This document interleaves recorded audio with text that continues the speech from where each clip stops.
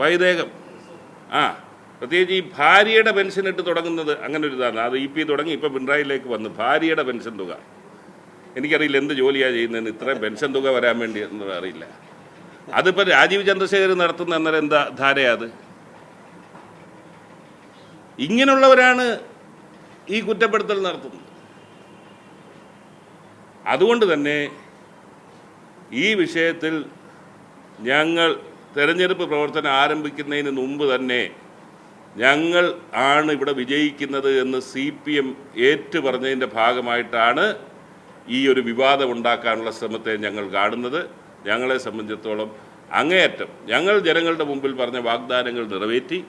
ആ വാഗ്ദാനങ്ങളെ ചൊല്ലി ഒരു വിവാദവും സൃഷ്ടിക്കാൻ അവർക്ക് സാധിക്കുന്നില്ല, അത് ഖണ്ഡിക്കാൻ സാധിക്കുന്നില്ലാത്തതുകൊണ്ട് ഞാൻ പറഞ്ഞതുപോലെ 2019 പടം വീണ്ടും ഇറക്കാൻ ശ്രമിക്കുന്നു എന്ന് മാത്രമേ ഈ കാര്യത്തിൽ പറയാനുള്ളൂ.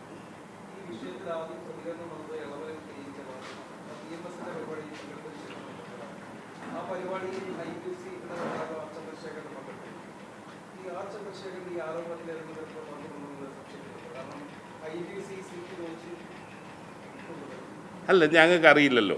ഇപ്പം CPMൻ്റെ ഒരു നേതാവ്, CPM നേതാക്കന്മാർ തീരുമാനിക്കാതെ ഒരാൾ ഒറ്റയ്ക്ക് കയറി പറയത്തില്ല. സാധാരണഗതിയിൽ അഭിപ്രായം പറയേണ്ടത് പാർട്ടി സെക്രട്ടറി, അല്ലെങ്കിൽ പാർട്ടി സെക്രട്ടറി പറയുന്ന ആൾ ഇത് വെച്ചേള്ളൂ.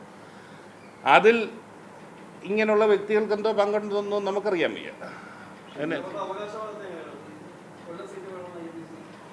നമ്മളെ ഒരു സർക്കസ് കൂടാരത്തിൽ നല്ല അഭ്യാസികളുണ്ടല്ലോ, അവരുടെ അഭ്യാസത്തിനിടയിൽ ചിലർ ഈ കോമാളി വേഷം കെട്ടിക്കൊണ്ട് ചിരിപ്പിക്കാനായിട്ട് നടക്കുമല്ലോ.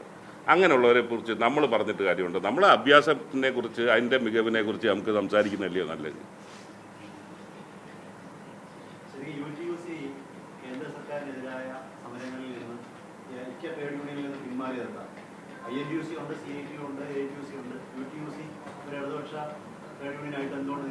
വളരെ പ്രസക്തമായ ചോദ്യമാണ്.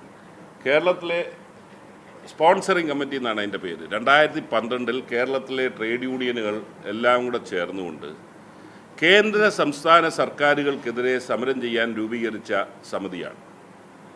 ഉമ്മൻചാണ്ടി ഗവൺമെൻറ് കാലഘട്ടത്തിൽ CITU, AITUC, INTUC, UTUC അടക്കം അന്ന് സെക്രട്ടേറിയറ്റ് പഠിക്കൽ, RSP ഒന്നായി ഇപ്പുറത്ത് വന്നതിന് ശേഷവും സെക്രട്ടേറിയറ്റ് പഠിക്കലുള്ള സമരത്തിൽ ഞങ്ങളും പങ്കെടുത്തു. എന്നാൽ കഴിഞ്ഞ 8 വർഷമായിട്ട് സംസ്ഥാന ഗവൺമെൻറ് എതിരെ ഒരു സമരം പോലും ഈ സംഘടന നടത്തിയിട്ടില്ല.